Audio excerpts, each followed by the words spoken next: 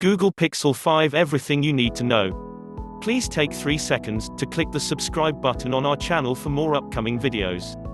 Traditionally, Google launches its flagship Pixel smartphone lineup in the fall. The COVID-19 pandemic has caused quite a few changes in the industry so far, though, so we're not sure if that will be the launch window this year. However, we can be assured that a Google Pixel 5 is on the way at some point soon. Although we're months away from the Google Pixel 5 release date, we figured we'd put together a rumor roundup. We have only a few tidbits to go on for now, but we know enough to start building a picture of what to expect. We can also assume a lot about various features of the devices based on the history of the Pixel line. Certain things will always be predictable. You'll find everything we know so far about the Google Pixel 5 and Google Pixel 5 XL. Since 2016, the Pixel line has followed a very deliberate and dependable naming scheme. As such, we can be nearly assured that the phones will be called the Google Pixel 5 and Google Pixel 5 XL. However, there could be some changes in store for this year's Pixels when it comes to specs and design, more on that in a bit. Those changes could push Google to alter the naming scheme slightly this year. We don't have any information to confirm or deny that, to be clear. But in 2020, more than any other year, the possibility of a name change is there. As far as a Google Pixel 5 release date goes, every flagship Pixel has landed in October, so it's reasonable to expect the Google Pixel 5 to land in early or mid-October 2020. The COVID-19 pandemic has wreaked havoc on release scheduling, though, so that might not happen this year.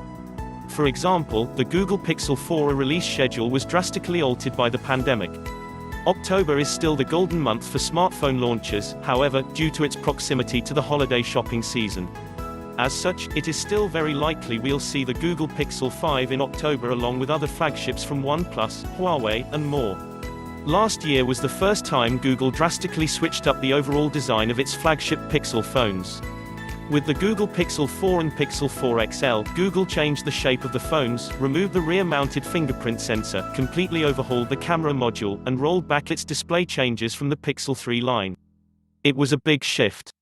Naturally, it makes sense to think that the Google Pixel 5 will just be an updated version of the Pixel 4.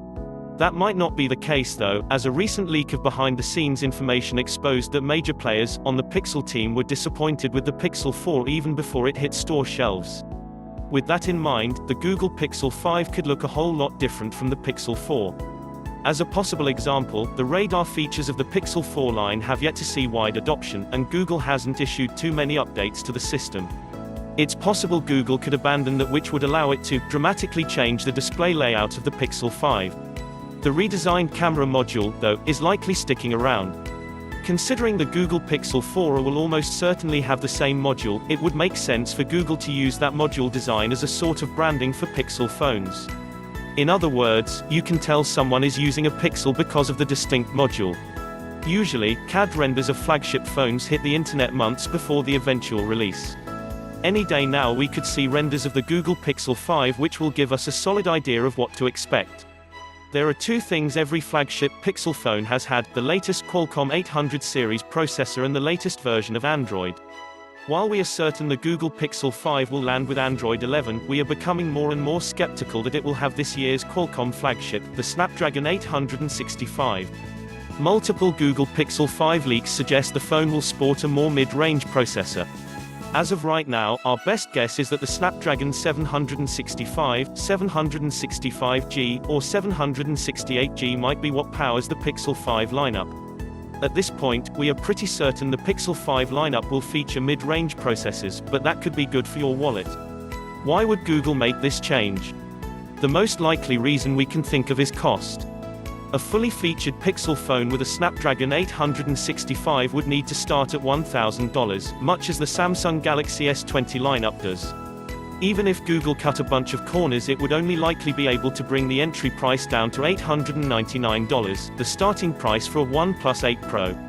However, if Google goes with the Snapdragon 768G instead, for example, it could keep the cost down while still delivering more than capable processing power and 5G compatibility.